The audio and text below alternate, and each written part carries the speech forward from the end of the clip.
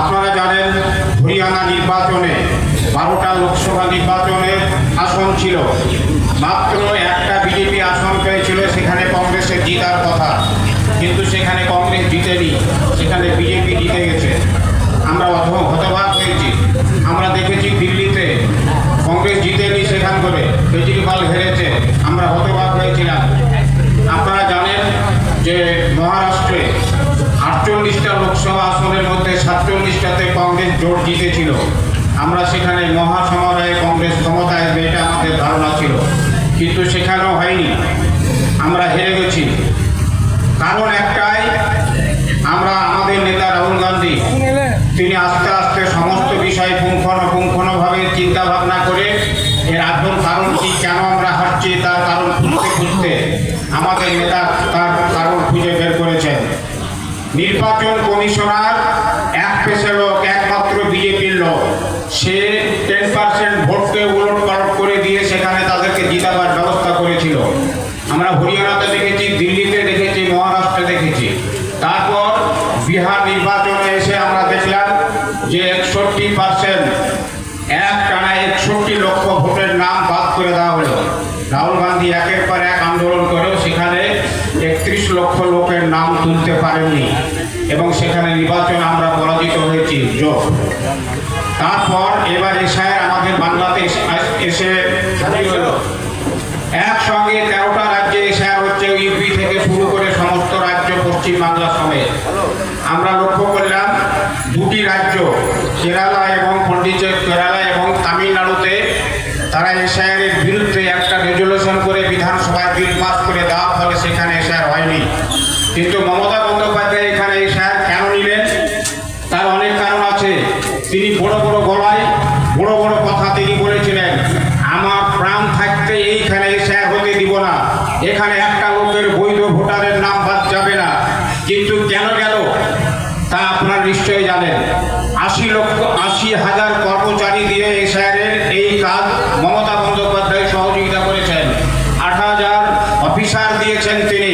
তারপরেও মনোজ আগরওয়াল একটা নির্লজ্জ লোক, এবং তারপরে যিনি ভারতবর্ষের নির্বাচন কমিশনার তিনি হলেন জ্ঞানেশ কুমার, তিনি নিজে এই নির্বাচন কমিশনার পরিচালনা করেছেন, যার ফলে এই রাজ্যে ভোট 35 লক্ষ ভোটারের নাম বাদ পড়েছে।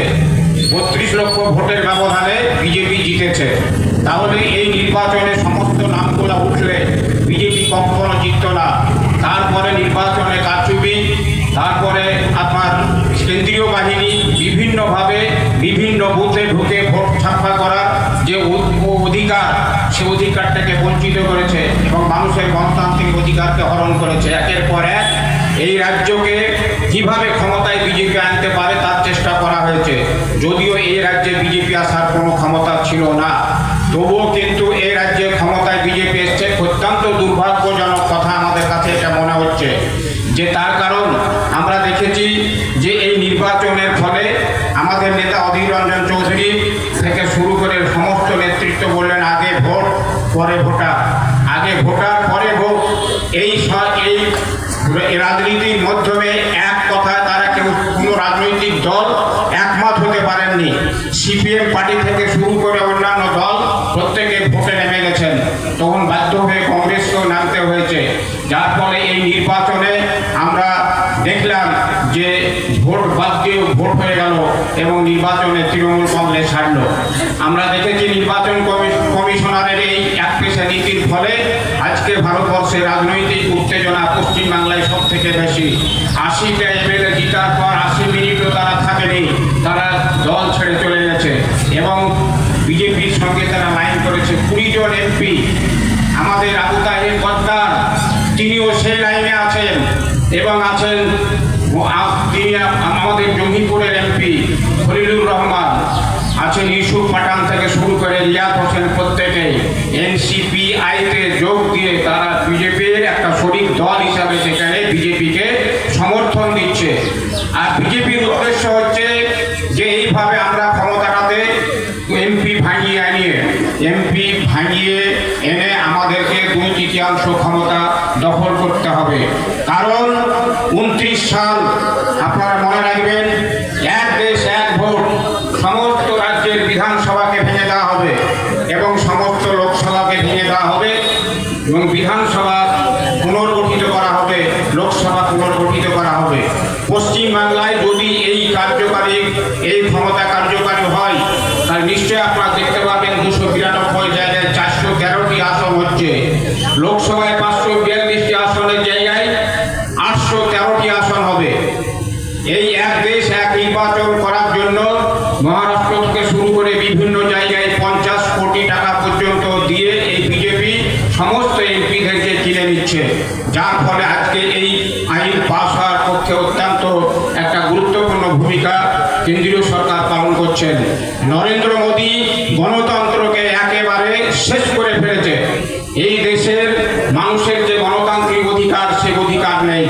আমরা জানি এই রাজ্য, এই দেশ 600 বছর মুসলিমরা শাসন করেছে, 200 বছর ইংরেজরা এই দেশ শাসন করেছে, কোথাও কোনোদিন কোনো ক্ষতি হয়নি, সাংবিধানিক নিয়ম লঙ্ঘিত হয়নি, কিন্তু আজকে লঙ্ঘিত হচ্ছে। তারপরেও তিনি বলছেন যে হিন্দুরা খতরে মে, খারাপ জায়গায় আছে।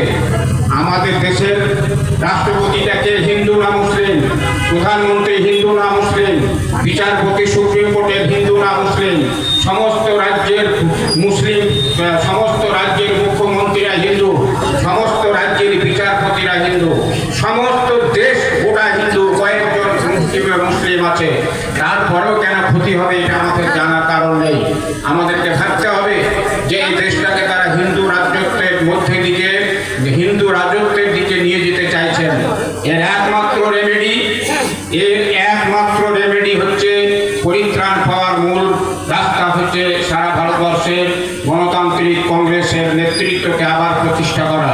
কংগ্রেস যখন দুর্বল হয়েছে, দেশ তখন দুর্বল হয়ে গেছে। কংগ্রেস যখন দুর্বল হয়েছে, দেশ তখন ছত্র খান হয়েছে, আঞ্চলিক দলের মাথাচাড়া দিয়েছে বিভিন্নভাবে। সেই বিভিন্ন পরিবেশ পরিস্থিতিতে দাঁড়িয়ে আজকে কংগ্রেস অত্যন্ত গুরুত্বপূর্ণ ভূমিকা পালন করছেন। রাহুল গান্ধী বিরোধী দলের নেতা 2 বছর পূর্ণ করেছেন। আমার মনে হয় আমি রাজনৈতিক যতদিন ধরে করছি, এত যোগ্য গুরুত্বপূর্ণ বিরোধী দলের ভূমিকা কোনো নেতৃত্ব পালন করতে পারেননি। আজকে আমরা লক্ষ্য করছি যে শুধুমাত্র কংগ্রেস লড়াই করছে তাই না, আভ্যন্তরীণ গণতন্ত্রের ক্ষেত্রে অন্যান্য দলও তাকে সাপোর্ট করছেন। প্রায় 23টি দল তার পক্ষে আছে। আমরা ইতিমধ্যে দেখছি যে চন্দ্রশেখর নাইডু থেকে শুরু করে প্রত্যেকেও আজকে এনডিএতে ভাঙনের লক্ষণ শুরু হয়েছে এবং এই সরকার আগামী 29 সালে পরাজিত হবে, এটা নিশ্চিতভাবে আমরা জানতে পারছি। এবং পরাজিত হওয়ার অত্যন্ত গুরুত্বপূর্ণ কারণ আছে। কারণ দেশটাকে বাঁচাতে গেলে, সাম্প্রদায়িক শক্তিকে পরাভূত করতে গেলে কংগ্রেসের দরকার। আপনারা প্রত্যেকেই জানেন যে এই দেশের অত্যন্ত মূল্যবৃদ্ধি, একেবারে লাগাম ছাড়া মূল্যবৃদ্ধি। 1 মাসে 14 বার পেট্রোল ডিজেলের দাম বৃদ্ধি, গ্যাসের দাম বৃদ্ধি করার পরেও কিন্তু কেন বিজেপি জিতছে? এটা একমাত্র কারণ হচ্ছে হিন্দু মুসলিমের রাজনীতি। একদিকে হিন্দু, একদিকে মুসলিম। আমাদের রাজ্যের মুখ্যমন্ত্রী যিনি হয়েছেন, তিনি সব থেকে বড় গদ্দার এবং সব থেকে তিনি হলেন তুলাবাজ এই রাজ্যের। তার মতো তুলাবাজ আর একটাও নেই, বিজেপিতেও নেই, তৃণমূল কংগ্রেসেও নেই, কংগ্রেসেও নেই, কেউ নেই। তিনি আজকে মুখ্যমন্ত্রী, তিনি বলছেন যে আমি স্বচ্ছ প্রশাসন দিব, আমি এই রাজ্যকে স্বর্গের রাজ্য তৈরি করব। কিন্তু তিনি কি পারবেন? তার ক্ষমতা নেই। তাই তাকে আমরা জানাতে চাই যে আপনি যে ধরনের 2 মাস আপনার বয়স পূর্ণ হয়নি, যে ধরনের বিল, যে ধরনের আজকে কার্যকলাপ আপনি তৈরি করছেন, ভারতবর্ষের মানুষের মধ্যে আপনার নাম উল্লেখযোগ্যভাবে লিখিত থাকবে যে তিনি একজন বেঈমান। তিনি তৃণমূল কংগ্রেসের খেয়ে পড়ে মানুষের বিজেপিতে গিয়ে আজকে মুখ্যমন্ত্রী হয়েছে, তার স্বপ্ন পূরণ হয়েছে আমরা জানি। কিন্তু তা সত্ত্বেও তিনি আজকে বাংলাকে ধ্বংস করার পথে চলেছেন। অভিন্ন দেওয়ানি আইন যারা এখানে বলতে পারার চেষ্টা করছিলেন, অভিন্ন দেওয়ানি আইন মানে হচ্ছে হিন্দু মুসলিম যারা সম্পত্তির ভাগ প্রত্যেকে ছেলে মেয়ে সমান পায়, মুসলিমদের 2 ভাগ, মেয়েদের 1 ভাগ। সেই সমস্ত আইনকে বদলে দেওয়া হবে এবং একই আইন সারা ভারতবর্ষের মানুষের জন্য করা হবে। পশ্চিমবাংলাতে একই আইন তৈরি হবে। আরও অনেক বিষয় আছে যা আপনারা কাগজে দেখতে পাবেন, আইন পাস হলে নিশ্চয়ই বুঝতে পারবেন। এই অভিন্ন বেআইনি আইনকে নিয়ে তারা যে রাজনৈতিক প্রেক্ষাপট তৈরি করেছেন এবং আমরা আরও লক্ষ্য করলাম এই রাজ্যের যারা মন্ত্রী হয়েছেন তাদের কাণ্ড জ্ঞানহীন বলতে কিচ্ছু নেই। তাদের জ্ঞান আছে বলে, গরিমা আছে বলে আমি মনে করি না। একজন দিলীপ ঘোষ, তিনি নাকি এই রাজ্যের মন্ত্রী, তার কোনো রাজনৈতিক ধ্যান ধারণা আছে কিনা জানি না।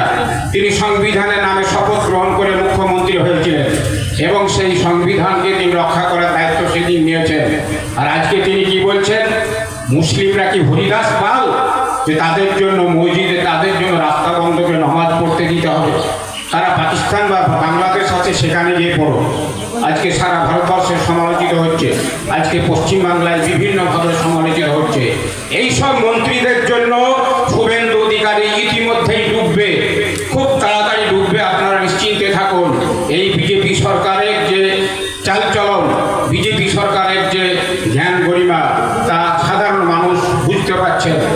একজন 2 ঘন্টা বন্ধ করে আমরা ঈদের নামাজ পড়ি রেড রোডে কলকাতায়। আপনারা জানেন যে পরম্পরায় থেকে শুরু করে প্রায় 100 বছর ধরে সেখানে নামাজ হয়।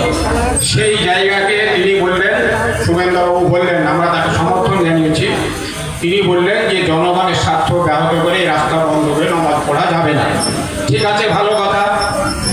তিনি ব্রিগেড প্যারেড গ্রাউন্ডে নামাজ পড়ার ব্যবস্থা করেছিলেন, মুসলিমরা মেনে নিয়ে নামাজ পড়লো।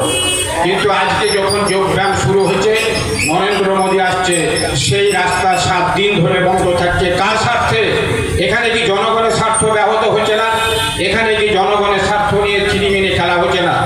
এই যে একপেশে নীতি তিনি তৈরি করছেন, তিনি প্রাথমিকভাবে যেদিন নির্বাচনের ভোট গণনা হয় সেই দিন পরিষ্কারভাবে বলে দিয়েছেন হিন্দুরা কংগ্রেসকে, হিন্দুরা বিজেপিকে ভোট দিয়েছে, আর তৃণমূলরা কংগ্রেসকে, মুসলিমরা তৃণমূলকে ভোট দিয়েছে। আমরা মুসলিমরা তৃণমূলের ইভিএমে ভোট দিয়েছে আর হিন্দুরা বিজেপির ইভিএমে ভোট দিয়েছে। সুতরাং আমাদেরকে বিজেপি জিতাচ্ছে, হিন্দুরা, বিজেপির কাজ হবে হিন্দুদের, অন্য কোনো জাতির হবে না। আপনারা এখানে দেখবেন, লক্ষ্য রাখবেন, আমাদের দাবিতে উল্লেখিত আছে যে সব ফর্ম, অন্নপূর্ণা যোজনা থেকে শুরু করে বিভিন্ন ধরনের যে ক্যাটাগরি মমতা বন্দ্যোপাধ্যায়ের চালু করা প্রকল্পটাকে সবকে বন্ধ করে দেওয়া হয়েছে। এর মধ্যে দিয়ে যেসব পরিকল্পনা তৈরি করা হচ্ছে সেই ফর্মে 7 বার বদল করা হয়েছে এবং এখনো পর্যন্ত সে কোন ফর্মটা গ্রহণযোগ্য হবে তা এখনো ঠিক হয়নি। কোনো টাকা পাবেন কি পাবেন না, আপনাদের কোনো গ্যারেন্টি আছে কি না নেই জানি না। কোনো সরকার, এই সরকার সমস্ত বন্ধ করে দেবে। আপনারা জানেন ইতিমধ্যে ইমাম ভাতা বন্ধ হয়ে গেছে, আপনারা জানেন ইতিমধ্যে পুরোহিত ভাতা বন্ধ হয়েছে, আপনারা জানেন এদিকে পুজোর অনুদান ইতিমধ্যে বন্ধ হয়েছে। ফলে এই রাজ্যে একটা অস্থির রাজনৈতিক পরিস্থিতি তৈরি হচ্ছে। আপনারা খুব তাড়াতাড়ি একটা বাজেট দেখলেন রাজ্যে, একটা ফেক বাজেট, হাজার হাজার কোটি টাকা বাড়িয়ে দেওয়া হলো। সমস্ত কর্মচারীদের থেকে শুরু করে আশা কর্মী সমস্তরা সবাই আনন্দে বুক ফুলিয়ে বলছেন যে না, এই সরকার আমাদের পক্ষে কাজ করেছে। কিন্তু কবে থেকে টাকা দিবে, কবে থেকে ইফেক্ট হবে, এইটা চালু হবে, তার এখনো কোনো নির্দিষ্ট দিন এই সরকার ঘোষণা করেনি। ফলে আপনারা এই বাজেট নিয়ে সিদ্ধ করে খাবেন কি রান্না করে খাবেন সেটা আপনাদের ভাবতে হবে। তাই বলবো যে এসআর নিয়ে আমি অন্যদিকে চলে যাচ্ছি, কিছু কথা না বললে হয় না, তাই বলতে হলো। তাই এসআর নিয়ে বলতে গেলে আমাদেরকে বলতে হবে যে এসআর এমন একটা পদ্ধতি, যে পদ্ধতির ফলে আমাদের এই রাজ্যে, আমাদের মুর্শিদাবাদ জেলার ভগবানগোলার 57,000 লোকের ভোটের নাম কাটা পড়ে আছে, ডিলেড ভোটার অ্যাডজুডিকেশনে আটকে আছে। এবং আপনারা জানেন যে সব থেকে বেশি খড়িমোড়া অঞ্চলে 5,000 লোকের নাম বাদ পড়ে আছে। আমি কোনো অফিসারকে জিজ্ঞাসা করেছিলাম যে আগামী যে নির্বাচন, আগামী যে ভোট নতুন করে নাম উঠবে সেইখানে এদের নাম যোগ হবে কি না। তিনি বললেন না, এদের নাম উঠবে না। যারা অ্যাডজুডিকেশন আছে তাদের ট্রাইব্যুনালে নাম আছে, একজন বিচারপতির আন্ডারে 6 লক্ষ করে ভোটারের দায়িত্ব আছে। কোথাও 4টে, কোথাও 5টা, কোথাও 6টা করে প্রত্যেক দিন করছে। তাহলে আমাদেরকে এই হিসাব তাহলে 30 বছর লাগবে এই 6 লক্ষ ভোটারের নাম উঠতে। তাহলে অনেকে মারা যাবেন, অনেকের বয়স হয়ে যাবে, ভোট দেওয়ার সুযোগ থেকে বঞ্চিত হবেন। এই একটা বিজেপি নামক যন্ত্র সারা ভারতবর্ষের সঙ্গে পশ্চিমবাংলাকে জ্বালিয়ে পুড়িয়ে শেষ করে দিচ্ছে। এই চক্রান্তের বিরুদ্ধে আমাদের আজকের ডেপুটেশন, এই গণডেপুটেশনকে আপনারা সাকসেসফুল করেছেন, সেজন্য আমি আন্তরিক অভিনন্দন জানাবো। যারা কর্মী সমর্থক এখানে এসছেন তাদের প্রতি আমার বিনম্র শ্রদ্ধা ভালোবাসা অবশ্যই থাকবে। এবং আপনারা আজকে থেকে শুরু করে আমাদের নেতৃত্ব গেছিলে কিভাবে ভিডিওর সঙ্গে কথা হয়েছে তারা নিশ্চয়ই বলবে। আমি বক্তব্য দীর্ঘায়িত করব না, কারণ আপনারা ভিডিও সাহেবের যে বক্তব্য সেই বক্তব্যটা শোনার জন্য আমি সংক্ষিপ্ত করছি। এবং আপনারা ভালো থাকবেন, আপনারা সুস্থভাবে বাড়ি যাবেন। নমস্কার। ভারতীয় জাতীয় কংগ্রেস জিন্দাবাদ, অধীর রঞ্জন চৌধুরী জিন্দাবাদ, রাহুল গান্ধী জিন্দাবাদ, সোনিয়া গান্ধী জিন্দাবাদ।